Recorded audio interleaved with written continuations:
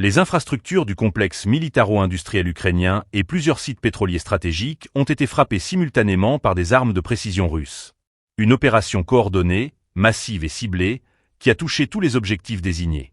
Abonnez-vous et partagez cette vidéo pour comprendre chaque détail de cette escalade militaire. Selon le ministère de la Défense à Moscou, cette frappe groupée a mobilisé des vecteurs à longue portée, aussi bien aériens que maritimes, ainsi que des drones d'attaque. L'opération, menée le 3 septembre, s'inscrit dans une logique offensive qui ne cesse de s'intensifier depuis le début de la guerre. Les autorités militaires affirment que toutes les cibles assignées ont été atteintes, sans exception, consolidant ainsi l'efficacité du dispositif russe. Ces frappes ne se sont pas limitées aux sites industriels et énergétiques.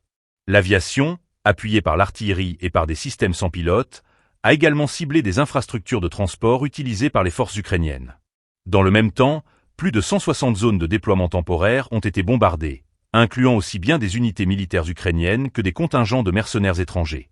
L'objectif affiché est clair, désorganiser la logistique ennemie et réduire ses capacités opérationnelles. Cette stratégie n'est pas nouvelle. Depuis octobre 2022, quelques jours après l'explosion sur le pont de Crimée attribuée par Moscou aux services spéciaux ukrainiens, la Russie a intensifié ses attaques contre des cibles jugées stratégiques. Les frappes visent régulièrement des stocks de munitions, des sites de recrutement, des installations énergétiques, des centres de communication ou encore des usines liées à la défense. Chaque opération s'inscrit dans un cadre plus large de pression continue, destiné à affaiblir la résistance de Kiev sur le long terme. L'utilisation de drones d'attaque et d'armes de précision illustre également une transformation du champ de bataille.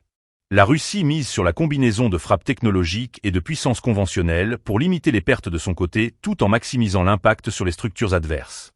Les images et bilans communiqués mettent en avant une campagne militaire qui cherche autant à démontrer sa force qu'à remodeler les lignes de front.